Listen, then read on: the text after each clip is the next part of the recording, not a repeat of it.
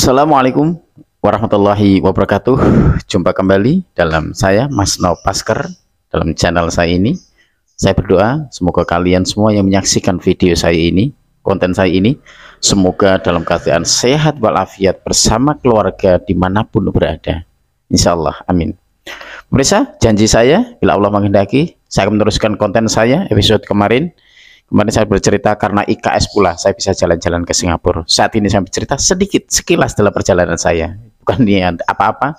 Ini minimal bisa membuat menjadi gambaran untuk saudara-saudara IKS, khususnya anak-anak saya.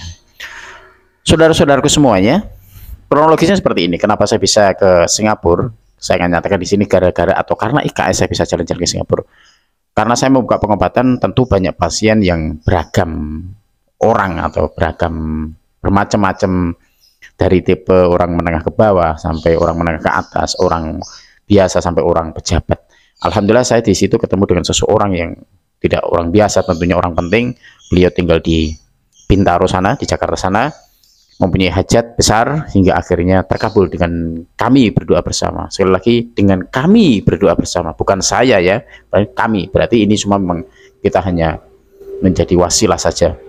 Hingga akhirnya hajat itu terkabul, dikabulkan oleh Allah Subhanahu wa taala, sehingga beliau mempunyai nazar ataupun suatu cita-cita ingin mengajak saya jalan-jalan ke Singapura, walaupun beliau sebetulnya bisnisnya itu hampir 2 minggu sekali ke Singapura. Masya Allah. Akhirnya saya ditemani oleh satu letting anak IKS, yaitu teman saya Mas Purwadi yang ada di Watu Agung Giriwoyo sana. Sipur sehat selalu, mudah-mudahan sehat bersama keluarganya. Saya kalau ingat Sipur itu ingat teman-teman saya IKS yang ada di Giriwoyo seperti Mas Ari Parwoto yang sudah mendahului kami. Semoga beliau diterima amal kebajikannya oleh Allah Subhanahu wa taala, tenang di alam penantian, di alam barzahnya sana insyaallah. Dan seperti Mas Budi juga, selamat sore Mas Budi, semoga sehat selalu. Kami di sana ke Singapura sana, walaupun saya ditawari sering ya, setelah terkabulnya doa itu beberapa hari saya ditawar untuk ke Singapura. Awal-awalnya saya memang nggak mau menolak, hingga akhirnya kami dipaksa untuk ikut, dan akhirnya kami ikut. Mulanya kami agak sulit mengurus paspor karena di saat itu memang lagi musimnya teroris ya, 2015-an atau berapa itu saya kalau nggak salah itu.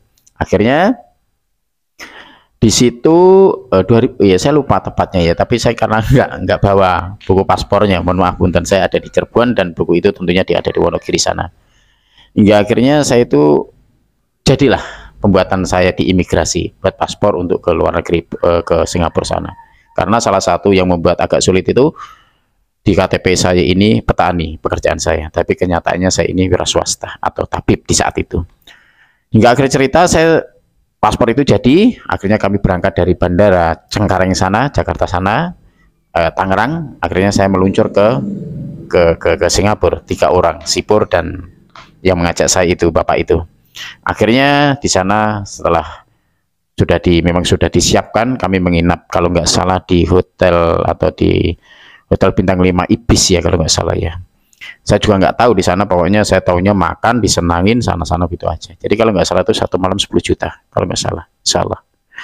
Akhirnya saya di sana dimanjakan lah. Mungkin beliau itu tahu kalau saya ini nggak pernah makan enak, mungkin nggak pernah makan yang makanan ala luar negeri, ala Singapura. Tapi alhamdulillah di sana saya jalan-jalan.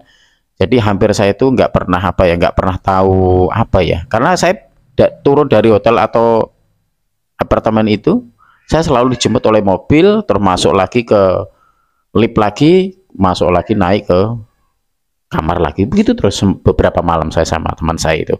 Hingga akhirnya, cuma kadang-kadang saya agak, namanya wong desa, mungkin agak kepo juga, di Singapura kok nggak ada sampah ya, pikir saya.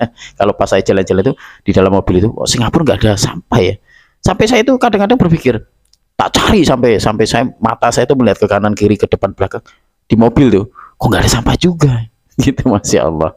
Dan yang lebih nganu lagi di sana itu, pikir saya setahu saya saat itu nggak ada motor kecil seperti matic yang kecil, apalagi bebek seperti yang di tempat negara kita itu. Di sana tuh paling kecil tuh setahu saya Nmic kalau nggak salah. Masya Allah. Itulah cerita saya ke situ, walaupun banyak ya cerita di sana tentunya, tapi tidak akan saya ceritakan. Intinya alhamdulillah karena IKS saya bisa jalan-jalan ke Singapura, dan akhirnya saya beberapa malam, karena kami juga mempunyai tanggungan buka pengobatan di Cikarang di Indonesia, jadi kami tidak bisa lama-lama, akhirnya pulang. Di samping bos atau yang mengajak diri saya itu memang seorang pengusaha yang sukses sekali bisnisnya, maka kita nggak bisa lama-lama. Akhirnya kami pulang dengan membawa sedikit dolar Singapura, dan oleh-oleh yaitu pulpen untuk anak saya yang sangat saya sayangi, Masya Allah, Muhammad Fahri Abdul Fattah. Semoga menjadi anak yang soleh, sehat selalu. Ya, itu akhirnya saya membawa 2 pulpen berkepala singa putih khas dari Singapura itu ya. Mohon maaf kalau salah. Dan 1 mainan yaitu Kapten Amerika, sampai sekarang buat sejarah dan kenang-kenangan kami. Itulah cerita kami sedikit perjalanan IKS saya, dan karena IKS itu saya bisa jalan. Intinya yang saya harus garis bawahi dari cerita yang mungkin tidak ada manfaatnya mungkin ya, yang saya harus garis bawahi adalah yuk kita menjadi orang IKS yang lembah manah, yang ramah tamah, yang sopan santun, yang bisa berguna ilmu kita, yang bisa manfaat umur kita, ilmu kita, sehingga kita banyak teman, sehingga kita banyak saudara, sehingga kita dicintai dan disayangi oleh semua manusia di sekeliling kita. Kalau mereka tidak sayang dan cinta pada saya, insya Allah kita atau saya nggak akan diajak ke Singapura. Masya Allah. Itu yang menggarisbawahi.